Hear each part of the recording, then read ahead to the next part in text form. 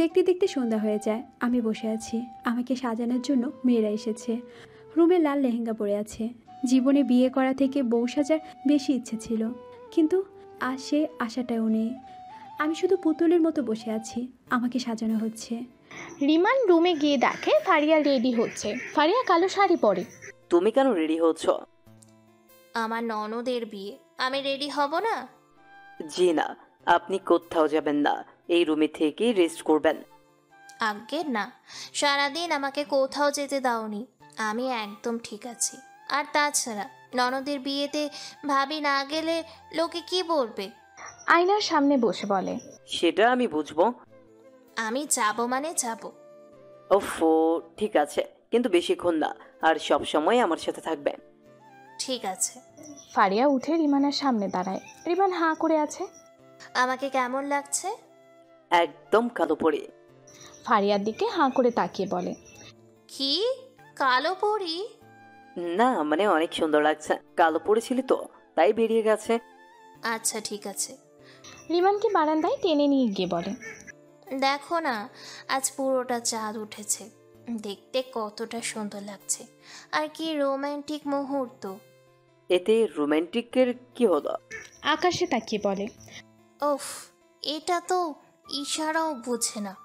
আচ্ছা, আমার চোখে ভালো করে দেখো, কি দেখতে পাচ্ছ? রোমান্টিকভাবে তাকিয়ে বলে। রিমান ভালোভাবে ফারিয়ার চোখ দেখে বলে, তোমার চোখে একটু ডার্ক সার্কেল দেখা যাচ্ছে, হয়তো অসুস্থ এই কারণে। তোমার শরীরে রক্তও কম মনে হচ্ছে, তোমাকে বেশি করে ফল খেতে হবে। ফারিয়া রিমানের এমন জবাবে হতভম্ব হয়ে যায়। ডাক্তারের সাথে বিয়ে হলে এমনই হবে, সরো। রিমানকে ধাক্কা দিয়ে সরিয়ে ফারিয়া রুম থেকে বেরিয়ে যায়। তুমি যেটার ইশারা দিতে চাইছো সেটা আমি এত তাড়াতাড়ি বুঝবো না, যতক্ষণ না তুমি বলবে। বসে যে বসে আছি, সবাই আমাকে এসে দেখে যাচ্ছে। বিয়েটা সাধারণভাবেই হচ্ছে, কোনো গায়ে হলুদ হবে না, শুধু বাড়িটা সুন্দর করে সাজানো হয়েছে, কাজী ডাকা হয়েছে, আর শুধু অনেক কাছের আত্মীয় স্বজনকে দাওয়াত দেওয়া হয়েছে, তাও 100 মানুষ হবে। এখন শুধু রাফি আসার পালা। শুনেছি একটু পরে বের হবে আসার জন্য। বসে আছি, তখন অয়ন ভাই আসে।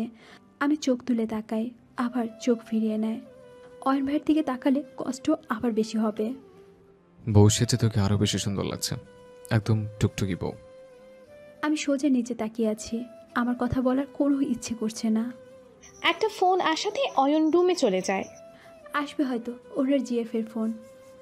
রাফি ফোন করেছিল, ওরা বেরিয়ে গেছে।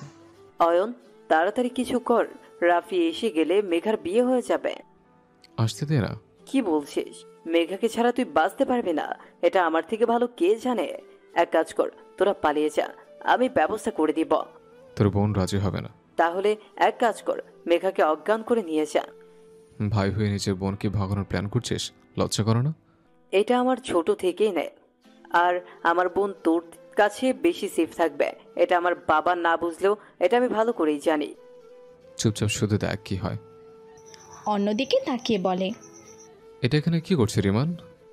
নীল এখানে কে জানে কি করতে এসেছে। এর উপর নজর রাখতে হবে, পাক্কা কোনো গন্ডগোল লাগাবে। অনেক সময় হয়ে যায়, রাফিদের কোনো খবর নেই। সবাই বলাবলি করছে খেলা শুরু। কিছুক্ষণ পরে ফোন আসে। রাফিকে নাকি খুঁজে পাওয়া যাচ্ছে না। কিছু লোক এসে রাফিকে বেঁধে কোথায় যেন নিয়ে গেছে। ওরা বন্দুক দেখিয়ে নিয়ে গেছে। সবাই খোঁজাখুঁজি করছে। এটা কি হলো? এটা তুই করছিস? আর কি করবে আমি ছাড়া? সবাই বেশ চিন্তিত হয়ে পড়ে। এবার মেঘার কি হবে? মেঘার মা অনেক কান্নাকাটি লাগিয়ে দেয়। লোহা গরম আছে, হাতুড় মেরে দে। লোহা গরম তো, পানি ঢেলে দে। স্টুপিড। আঙ্কেল আন্টি ভেঙে আছে, যা এখন গিয়ে বুঝতে পেরেছিস কি করতে হবে। এখনই যাচ্ছে। রিমান তার মা বাবার কাছে যায়, সাথে নীলও যায়। মা, আর কান্না করো না প্লিজ। এখন আমার মেয়ের কি হবে? মা দেখো, রাফিকে তো উঠিয়ে নিয়ে গেছে, সে আসবে কিনা সন্দেহ, তাই আমাদের উচিত মেঘাকে অন্য কারোর সাথে বিয়ে দিয়ে দেওয়া, না হলে আমার বোন সবার সামনে হাসির পাত্রী হয়ে যাবে। কি বলছিস রিমান? রাফি অনেক সাহসী আর বাহাদুর ছেলে, ওর মতো। রাখো তোমার সাহসী, তোমার বাহাদুর ছেলেকে গুন্ডারা বেঁধে নিয়ে গেছে, হয়তো পাছায় বাড়ি খেয়ে সব বাহাদুরি পেরিয়ে গেছে। যে নিজের হেফাজত করতে পারে না সে আমার বোনের কি করবে? কিন্তু এত তাড়াতাড়ি ভালো ছেলে কোথায় থেকে পাবো? আন্টি, জানি এটা ঠিক সময় না বলার, তবে আজ না বললে দেরি হয়ে যাবে। আমি মেঘাকে পছন্দ করি। আপনারা বললে ওকে বিয়ে করতে চাই, আর আমি মেঘাকে সব কিছু থেকে রক্ষা করব। মারহাবা। সরি নীল, আমার বোনকে তোমার সাথে বিয়ে দিব না। কিন্তু আর ছেলে পাবো কোথায়? আমাদের অয়ন থাকতে তোমরা বাইরের ছেলে খোঁজো? অয়ন করবে আমার বোনকে বিয়ে। কিন্তু অয়ন রাজি হবে নাকি? আমি বললে অয়ন অবশ্যই করবে। না, অয়নকে জোর করে রাজি করানো ঠিক হবে না। ওর প্রতি অবিচার করতে পারবো না। এই কথা তোমার মুখ থেকে শোভা পায় না বাবা। আমি মেঘাকে পছন্দ করি আঙ্কেল, আপনার সম্মানের কথা চিন্তা করে কিছু বলিনি। চাপাবাজ। আঙ্কেল, আমি মেঘাকে ভালোবাসি, ওর জন্য সব কিছু করতে পারি।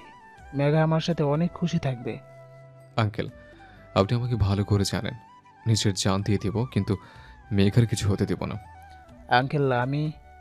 চুপ থাকো ইয়ার। দেখো বাবা, এই নীল কেমন তা ভালো করেই জানো, আর অয়ন কেমন তাও জানো। মেঘার জন্য অয়নের থেকে ভালো হবে না। আঙ্কেল, এই অয়ন যার আগে পিছে কেউ নেই, এতিমের মতো থাকে, কার কাছে? রিমান রেগে নীলের কলার ধরে। খবরদার, আমার বন্ধুকে এতিম বলেছিস তো? অয়নের আমি আছে। তোর ওই বাবা থাকার থেকে না থাকা অনেক ভালো। আর তুই তোর বাবার মতো হয়েছিস।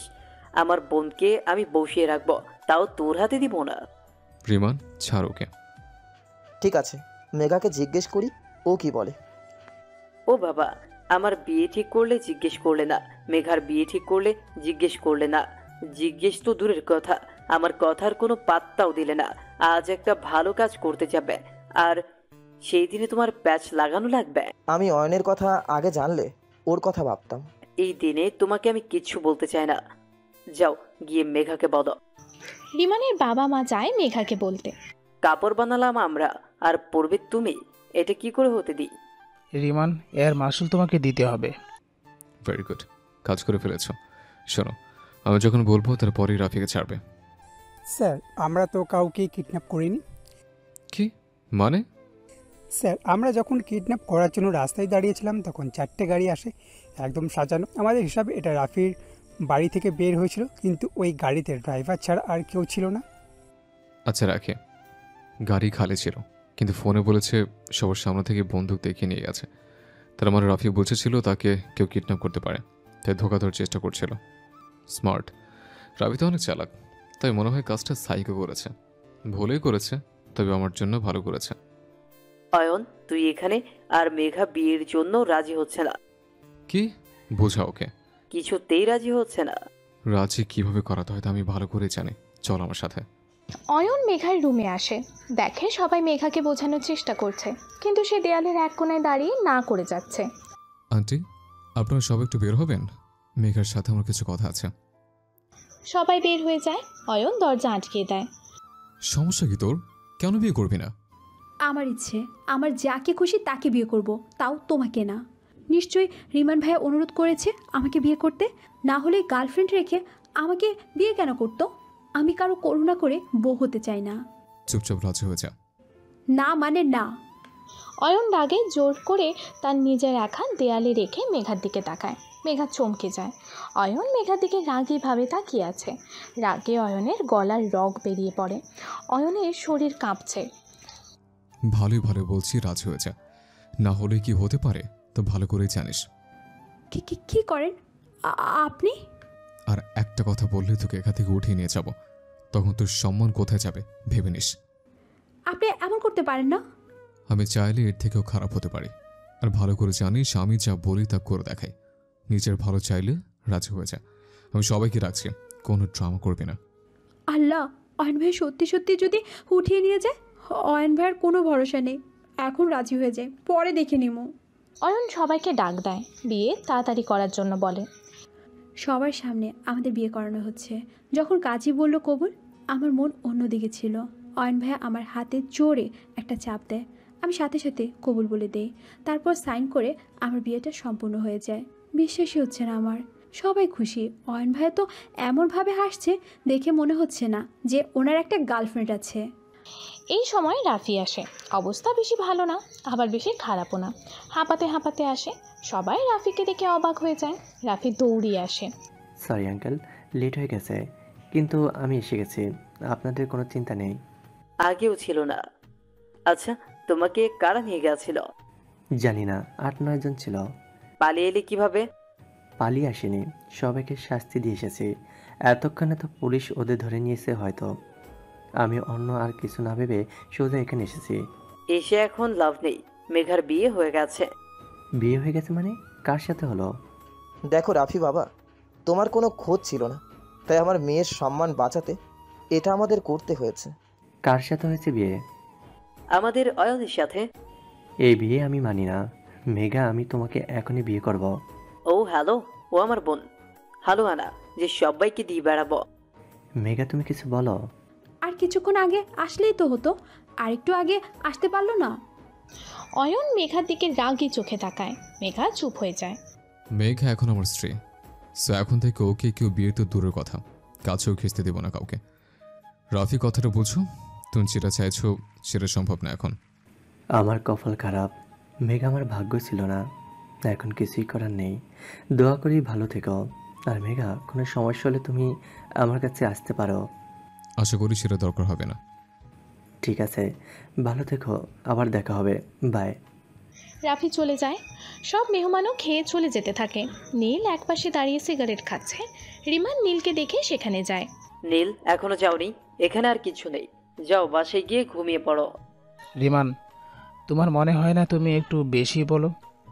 না, মনে হয় না, কারণ আমি একটু না, অনেক বেশি বলে। এখন আপনি আসতে পারেন, দরজাটা ওইদিকে। এর মাসুল তোকে দিতে হবে, আমি একে একে হাড়ে হাড়ে টের পাবো।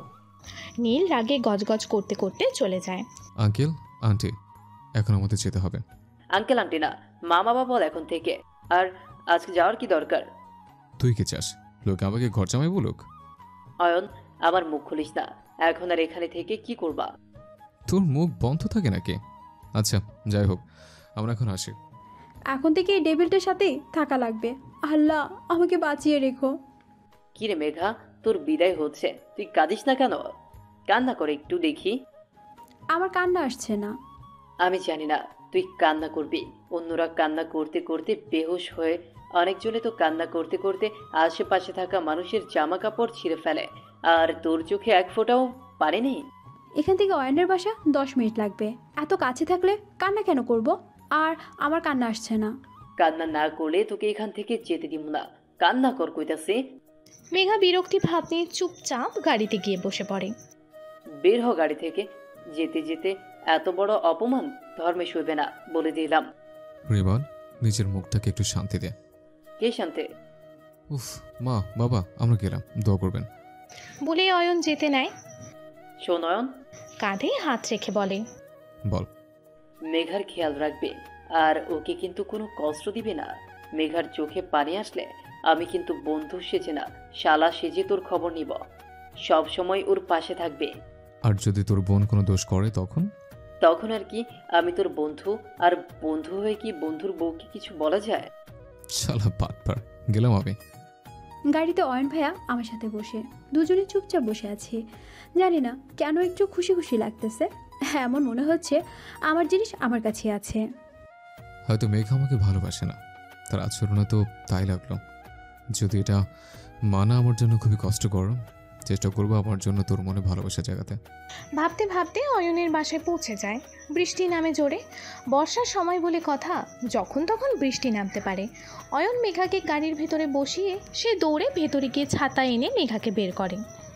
আমার কত খেয়াল রাখে, না জানি নিজের গার্লফ্রেন্ডের কত খেয়াল রাখে। দুজনের ভেতরে যায়।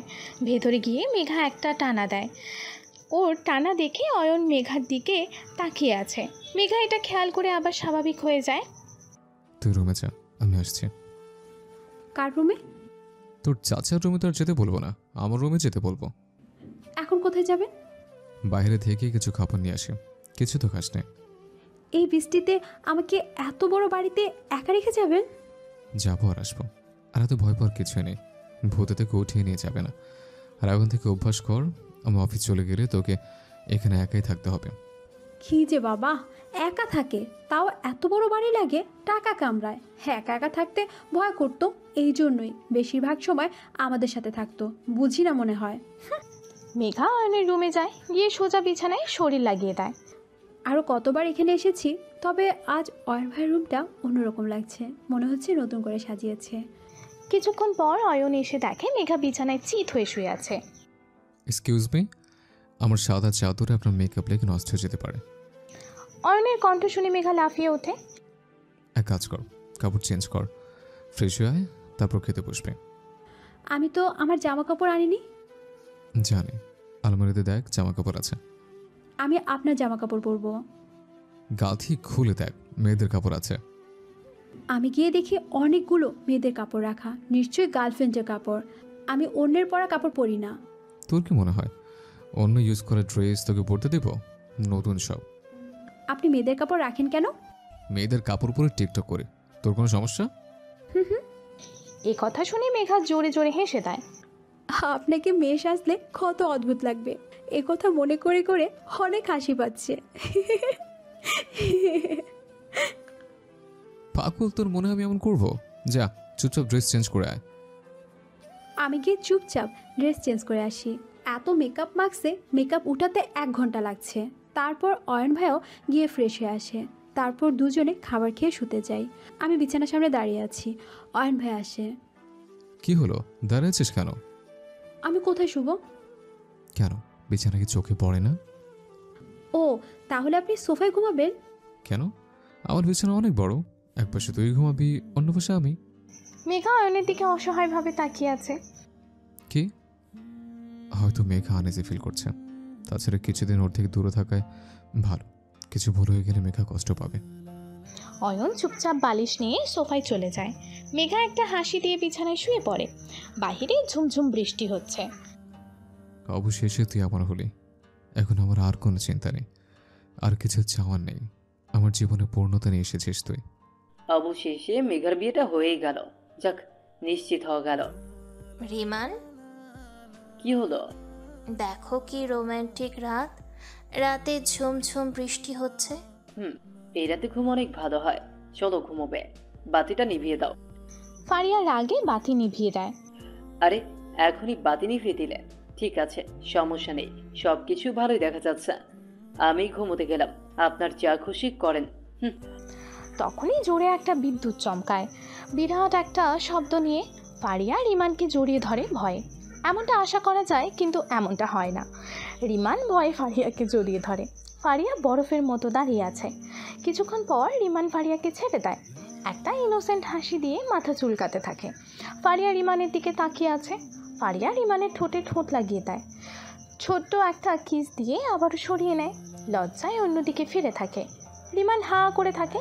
ফারিয়া যেতে নেয়। রিমান তার হাত ধরে টান দেয়। ফারিয়া রিমানের বুকে পড়ে। ফারিয়া জোরে যেতে নেয়। রিমান আবারও টান দিয়ে ফারিয়ার ঠোঁট নিজের ঠোঁটে আবদ্ধ করে নেয়। রিমান ফারিয়াকে কিস করতে থাকে। ফারিয়া চোখ বন্ধ করে ফেলে। একসময় রিমান ফারিয়াকে কোলে করে বিছানায় শুইয়ে দেয়। রিমান আবারও কিস করতে যায়। তখনই ফারিয়া রিমানকে বলে, দাঁড়াও, এর আগে আমাদের কিছু কথা বলা উচিত, কিছু কথা পরিষ্কার করে দেওয়া উচিত। আমি আর অপেক্ষা করতে পারবো না। বলেই আবার ফারিয়াকে কিস করতে থাকে। তারপর কিছু না ভেবে নেন। সকালে ফারিয়ার ঘুম ভাঙে। সে লজ্জায় কোনো দিকে তাকাচ্ছে না। কোনো মতে চাদরটা মুখ থেকে সরিয়ে তাকিয়ে দেখে যার জন্য সে লজ্জা পাচ্ছিল সে নেই। ফারিয়া উঠে বসে। সেখানে একটা কাগজ পায়। কাগজটা নিয়ে দেখে রিমান লিখেছে অনেক কষ্ট করে পড়ে। আমাকে জরুরি হসপিটাল যেতে হবে, তুমি ঘুমোচ্ছিলে তাই ডাকেনি। চিন্তা করো না, তাড়াতাড়ি ফিরে আসবো। শুধু শুধু লজ্জা পাচ্ছিলাম। অয়ন ঘুম থেকে ওঠে। তার শরীর ব্যথা করছে। সোফায় শুয়ে। চলেন আমাদের বাসায় যাব। এত তাড়াতাড়ি? বাসায় আমার অনেক জিনিস আছে, আমার ওগুলো এক্ষুনি লাগবে, তাই যাব। দূর, এত তাড়াতাড়ি গেলে কেমন লাগবে? কাল যাব। কি লাগবে বল, আমি এনে দিই। আপনাকে বলা যাবে না। আমি বাসায় যাব, প্লিজ নিয়ে যান, কিছুক্ষণ থেকে চলে আসব। ঠিক আছে, চল। এত কিছু করেও মেঘাকে নিজে করতে পারলাম না। লাঠি দিয়ে একটা চেয়ার ফালিয়ে বলে, ওই অয়নকে তো আমি ছাড়ব না, তবে এর আগে আরেকজনকে সাহায্য করতে হবে। সাহস কি করে হলো আমার সাথে এমন করার? ফোনে কারোর সাথে কথা বলে। হ্যালো, শোন, তোর মোবাইলে একজনের ছবি পাঠিয়েছি, তার নাম, কোথায় থাকে, সব কিছু। কিছুক্ষণের মধ্যে তার লাশ দেখতে চাই আমি। ওকে বস, হয়ে যাবে। মেঘা, অয়ন তারা রিমানের বাসায় যায়। গিয়ে আরামসে টিভি ছেড়ে বসে পড়ে মেঘা। বসে কি আছিস? যা গিয়ে কাপড় গোছা। সব গোছানো আছে, শুধু নিয়ে যাব। ভাইয়া কোথায় ভাবি? কাজে গেছে। ও, কিছুক্ষণ পরে টিভিতে একটা মার্ডার নিউজ শুনে সবাই দাঁড়িয়ে যায়। পুলিশ আসে মেঘাদের বাড়িতে। এখানে রাফিও আসে। তুমি এখানে? রাফি টিভির দিকে তাকায়, তাকিয়ে বলে, কে খুন হয়েছে সেটা তো জেনে গেছ। এর খুনের পিছনে তোমার হাত থাকতে পারে বলে সন্দেহ করা হচ্ছে। মানে অয়নকে সন্দেহ কেন হচ্ছে?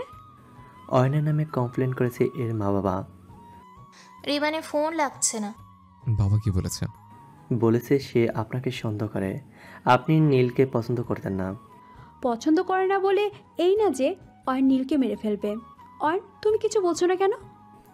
সরি, বাট আমাকে অয়নকে অ্যারেস্ট করতে হবে। কোনো প্রমাণ আছে তোমার কাছে যে নীলকে আমার অয়ন মেরেছে? যথেষ্ট প্রমাণ নেই, তবে অ্যারেস্ট ওয়ারেন্ট আছে আমাদের কাছে। চল অয়ন। কোথায় ছিলেন আপনি?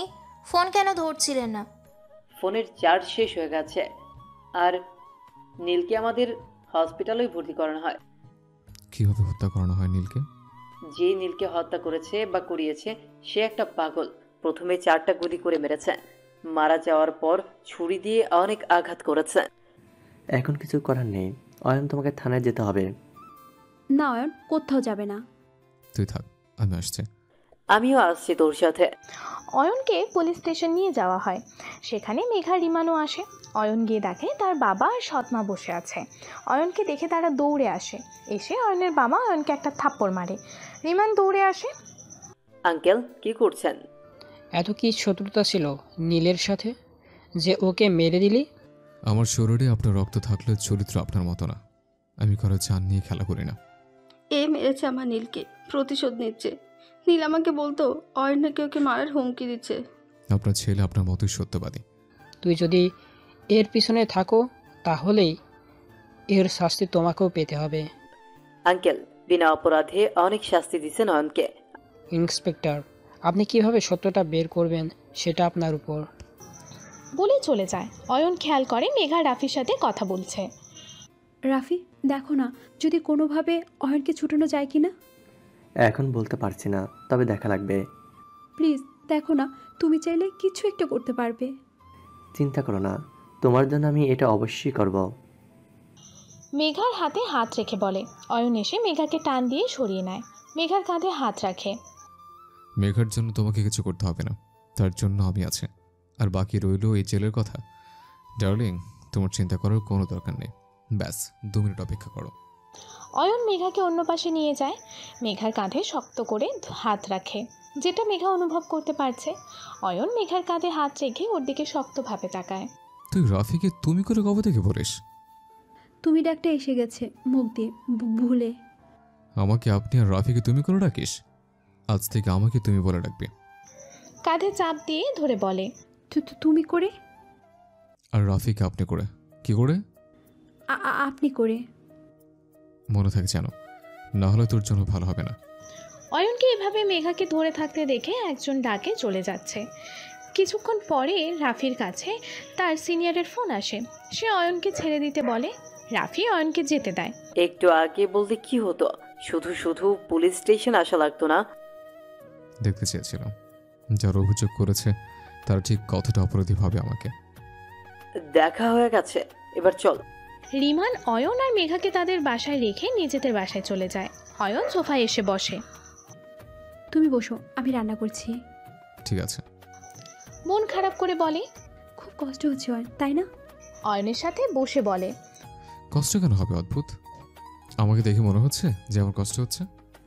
তোমার মনের খবর আমি ভালো করে জানি, তুমি না বললেও জানি। অয়ন মেঘার কোলে মাথা রেখে লম্বা একটা নিঃশ্বাস ফেলে।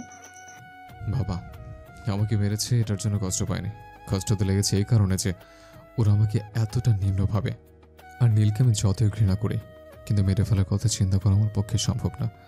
আর আমি এটাও জানি আমাকে নিচে দেখিয়ে নীল আনন্দ পেত, ঠিক আছে, তবে আমাকে মেরে ফেলার চিন্তা ওর মনেও কোনোদিন আসবে না। নীলকে যে মেরেছে তাকে খুঁজে বের করে চরম শাস্তি দেব। কিন্তু ওনাকে মেরেছে কে আর কেন? এখন জানি না, তবে জানতে হবে। জান পাখি, তোমার জন্য কত কিছু করলাম, তাও তোমাকে নিজে করতে পারলাম না। যেখানে আমার হওয়ার কথা ছিল সেখানে আজ অয়ন, শুধুমাত্র এই নীলের কারণে।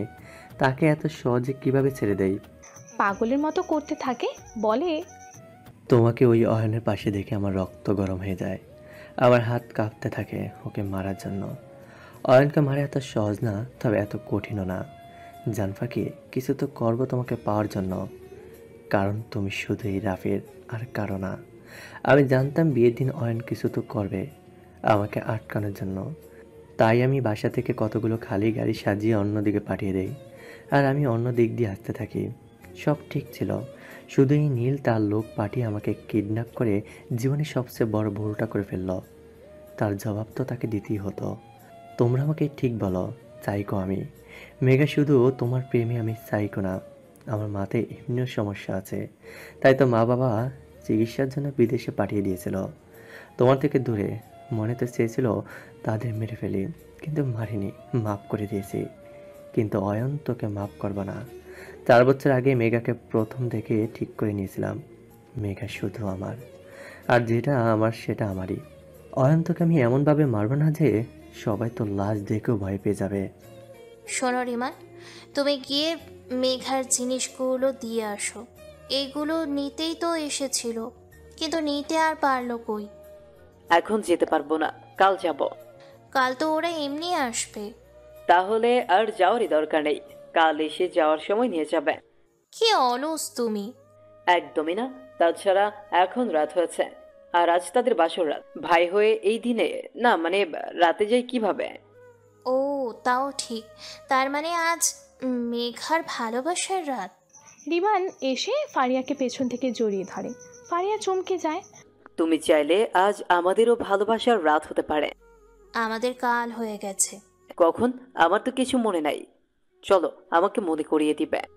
বলেই ফারিয়াকে কোলে করে বিছানায় শুইয়ে দেয়। ফারিয়া 2 হাত ধরে ভালোবাসায় ডুব দেয়। অয়ন এসে সোজা মেঘার পাশে শুয়ে পড়ে। মেঘা শোয়া থেকে উঠে বসে পড়ে। কি হলো, আপনি এখানে কেন? সবাই ঘুমাতে পারবো না, পেট ঘাড় সব ব্যথা করে। তো অন্য রুমে গিয়ে ঘুমান, এত বড় বাড়ি আপনার। আমি চাইলে অন্য রুমে ঘুমাতে পারবো, কিন্তু তুই এ রুমে একা থাকতে পারবি তো? দেখ, বারান্দা দিয়ে শিউলি ফুল গাছটা দেখা যাচ্ছে। শুনেছি ফুল গাছে নাকি পরিটা থাকে, রাতে ফুল কুড়াতে আসে। মেঘা ভয়ে কাঁচুমাচু হয়ে যায়। এত বড় গাছ কেন লাগিয়েছেন বাগানে?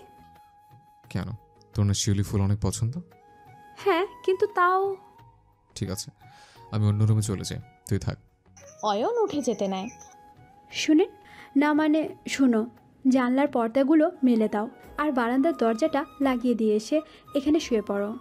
অয়ন হালকা হেসে জানালার পর্দা মেলে দেয় আর বারান্দার দরজা লাগানোর সময় চমকে যাওয়ার মতো ভান করে। কি হলো? বাইরে সাদা কাপড় পরা কি যেন দেখলাম। কি? আমাকে ভয় দেখাচ্ছ তাই না?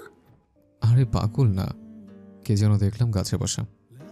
তুমি চুপচাপ এখানে শুয়ে পড়ো। মেঘা সুরা পড়া শুরু করে দিয়েছে।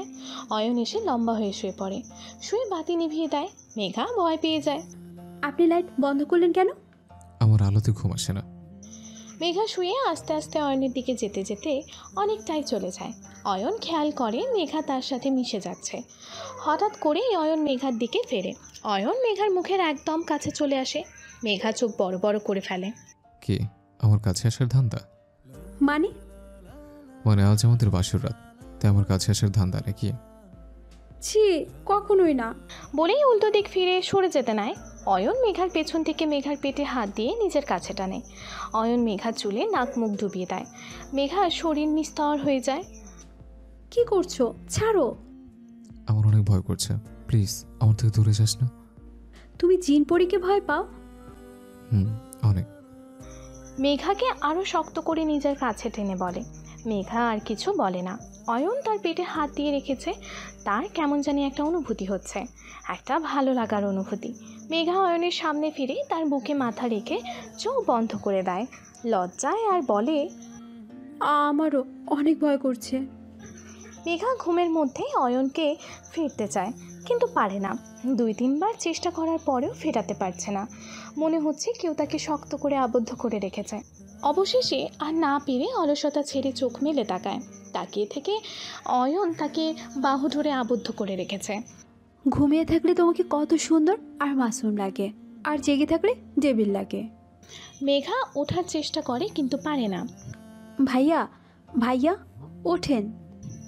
মেঘা আপ্রাণ চেষ্টা করছে, আর না পেরে অয়নকে সুরসুর দেওয়া শুরু করে। অয়ন অনেক চেষ্টা করে না হেসে চোখ বন্ধ করে রাখার, কিন্তু পারে না। মেঘাকে ছেড়ে হাসতে থাকে। কিছুক্ষণ পর হাসি থামিয়ে, এই তুই আমাকে সুরসুরে দিচ্ছিস কেন? ভাইয়া তুমি আমাকে এমনভাবে ধরেছিলে আর ছাড়ছিলে না, তো কি করব আমি? কি বললি ভাইয়া? মানে তুই আমাকে ভাইয়া বলে কেন ডাকছিস? আমি আগে থেকেই তো তোমাকে ভাইয়া বলে ডাকি, এখন আবার কি বলে ডাকবো? অয়ন বলে ডাকবি। ঠিক আছে অয়ন ভাইয়া। শুধু অয়ন, আগে পিছিয়ে কিছু লাগানোর দরকার নেই। আর ভাইয়া যদি তোর মুখ থেকে শুনি তাহলে খবর আছে। চাইলে রাফিকে ভাই বলে ডাকতে পারিস। এটা বলে অয়ন ওয়াশরুমে ঢুকে যায়। দাঁড়ান আমি আগে যাব। চাইলে আমার সাথে ঢুকতে পারিস। থাক লাগবে না, আমি পরেই যাব। আর গোসল করে বের হবেন, কারণ আমরা কিন্তু আজকে আমার বাড়ি যাব, মনে আছে তো? হুম। কিছু সময় পর মেঘা আর অয়ন বেরিয়ে পড়ে রিমানদের বাসায় যাওয়ার সময়। বাহিরে জোরে বৃষ্টি হচ্ছে। মেঘা বাহিরে তাকিয়ে আছে মন খারাপ করে। এভাবে মুখ ফুলে রেখেছিস কেন? আমার না বৃষ্টিতে ভিজতে খুব ইচ্ছে করছে। তুই মুখ ফুলিয়ে রাখ, বৃষ্টিতে ভেজা লাগবে না। মনে নেই একবার বৃষ্টিতে ভিজে কি হয়েছিল? জ্বরে ঠান্ডা, অবস্থা খারাপ। মেঘা গাড়ির জানালা খুলে বাহিরে হাত বাড়িয়ে বৃষ্টিতে হাত ভেজাচ্ছে। অয়ন তার হাত বের করে মেঘার হাতে মারতে থাকে। মেঘা ভেতরে হাত ঢুকিয়ে নেয়। মারছেন কেন? আমার নাম মেঘা, তাই মেঘে ভিজতে কিচ্ছু হবে না। তাও তো কিছুদিন আগেই দেখেছে। অয়ন মেঘার হাতটা নিয়ে তার সাদা শার্টটার এক কোণা বের করে মুছে দিতে থাকে। মেঘা অয়নের দিকে মুগ্ধ নজরে তাকিয়ে আছে। ঠোঁট থেকে হাসি যাচ্ছে না। এমনভাবে তাকাস না, কিছু কিছু হয়। কি হয়? অয়নের দিকে মনোযোগ দিয়ে অন্য মনস্ক হয়ে বলে। অয়ন মেঘার দিকে মুখ তুলে তাকায়। তখন মেঘার হুঁশ ফেরে। মেঘা আবার বাহিরের দিকে ফিরে যায়।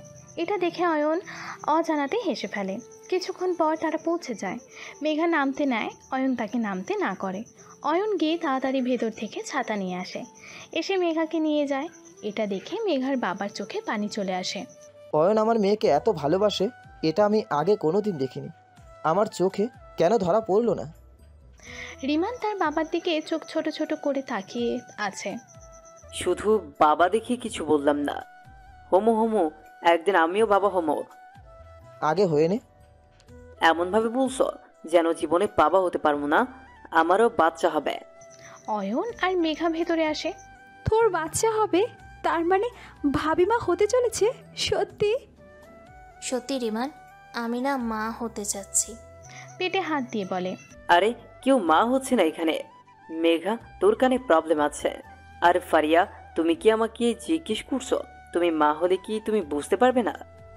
না, আমি ভাবলাম তুমি ডাক্তার, হয়তো আমার আগেই জেনে গেছো। আমি এটা বুঝলাম না। অয়ন আসছে, এই কারণে তোমরা আমাকে কেন সকাল সকাল ঘুম থেকে উঠে এখানে দাঁড় করে রেখেছ?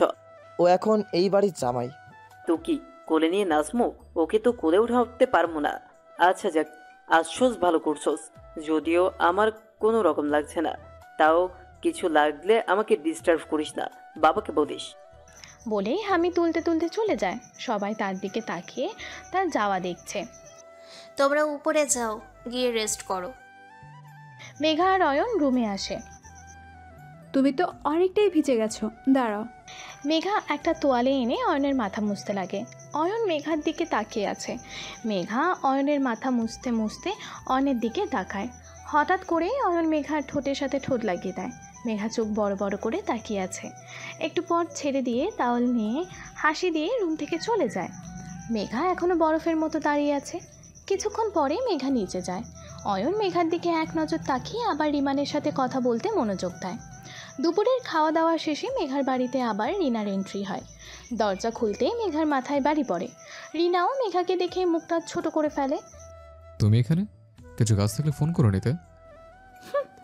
আমাকে তুই আর ওই রিনাকে তুমি করে ডাকে, ভাব দেখে পারি না।